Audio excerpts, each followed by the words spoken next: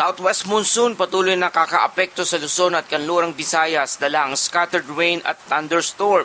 Dalawang sama ng panahon binabantayan sa silangan at kanluran ng Northern Luzon at posibleng maging bagyo ngayong weekend.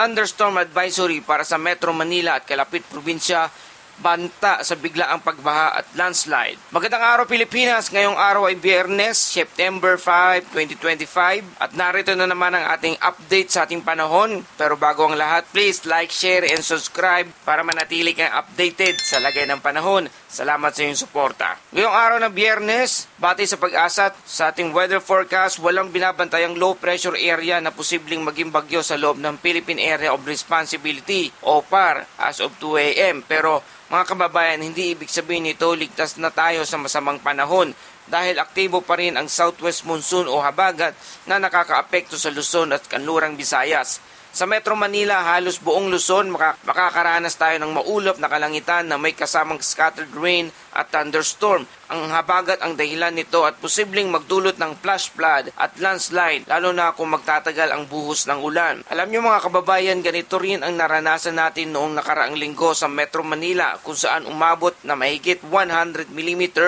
na buhos ng ulan sa loob lamang ng ilang oras.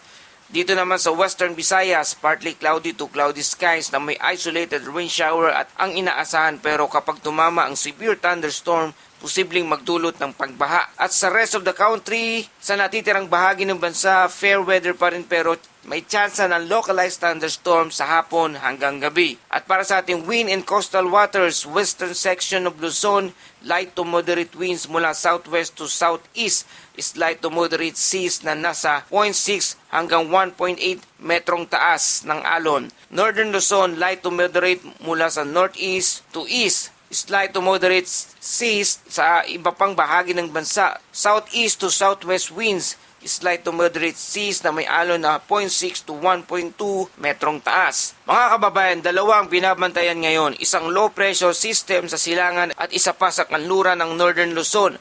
Ayon sa weather model, may posibilidad na maging tropical depression o bagyo ngayong weekend. At kapag nangyari yon, hihilahin nito lalo ang habagat. Ibig sabihin, mas matindi ang pag-ulan ang aasahan sa mga susunod na 24 oras. At maaari itong pangalanan, ayon sa listahan na pag-asa, ang dalawang susunod na bagyo, ang bagyong Lani at ang bagyong Mirasol. Ang trough o extension ng sama ng panahon sa Luzon ay nagpapakita ng continuous rainfall.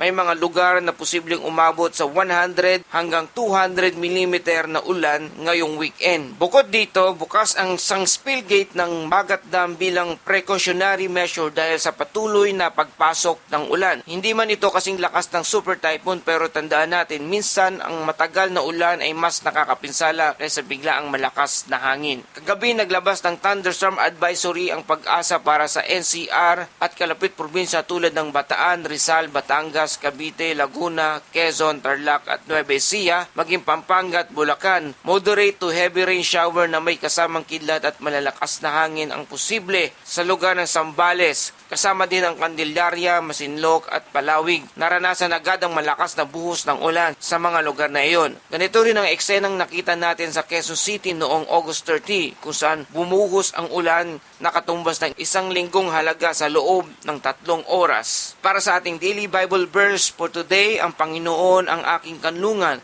at aking kalasag.